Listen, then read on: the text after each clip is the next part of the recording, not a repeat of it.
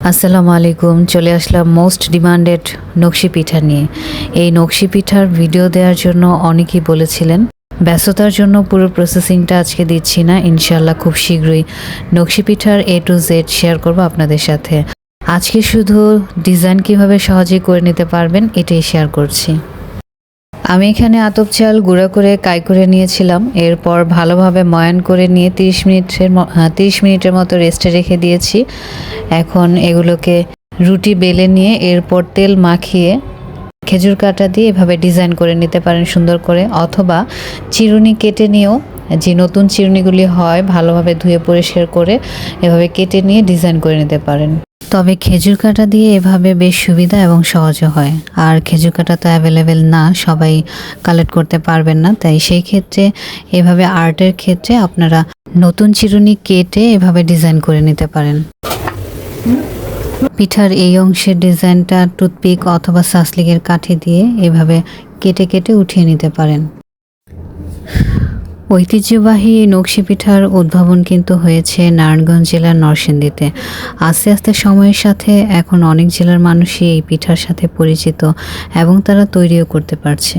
এই পিঠাগুলোর বৈশিষ্ট্য হচ্ছে ভাজার পর নরম থাকা যাবে না, শক্ত হবে বাট ক্রিস্পি হবে।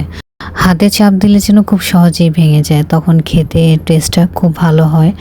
আর এটাকে একবারই ভাজা যাবে না, প্রথম হালকা করে একটা ভাজা দিয়ে 2-1 দিন রোদে শুকিয়ে নিয়ে এরপর যদি পুনরায় তেলে ভেজে তারপর আখের গুড়ের শিরায় ডুবানো হয় তখন এটা খুবই ক্রিস্পি হয়ে যায়।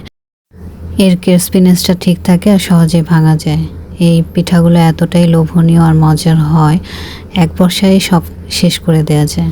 আপনি যখন কারোর সাথে গল্প করতে বসবেন এই পিঠা নিয়ে, দেখবেন আপনার যত পিঠা ছিল সবই শেষ হয়ে যাবে। পরবর্তীতে খাওয়ার জন্য রেখে দেওয়াটা খুবই মুশকিলের কাজ হবে। এরই মধ্যে আমার পিঠার ডিজাইন করাটা শেষ হয়ে গেছে। এখন 4-5টা ডিজাইন করে নিব। এর জন্য প্লেন শিটের টিনের ছোট একটা টুকরা নিয়ে নিয়েছি, এভাবে কেটে নিয়ে তারপর মাঝখান থেকে ভাঁজ করে একটা কোণের সৃষ্টি করে সেই কোণ দিয়ে এভাবে চেপে চেপে 4-5টা ডিজাইন করে নিতে হবে। এই পর্যায়ের কাজটা একটু সাবধানের সাথে করতে হবে, কারণ বারবার লেগে লেগে আসবে। তখন আপনাকে এই টিনের টুকরাটা আবার তেলে ডুবিয়ে নিতে হবে, তাহলে আর এই প্রবলেমটা হবে না। পিঠাগুলো খেতে যেমন মজা তেমন পরিশ্রমও করতে হয়, প্রচুর পরিমাণে কষ্ট হয় পিঠাগুলো কমপ্লিট করতে। তবে খেতে কিন্তু খুবই মজা আর সময় কমও লাগে। বানাতে যে পরিমাণ সময় লাগে সেই সময়টা কিন্তু খাওয়ার সময় লাগে না। দেখেন পুরো পিঠাটা আমার তৈরি হয়ে গেছে। আজকে খুবই সিম্পল একটা ডিজাইন দেখালাম।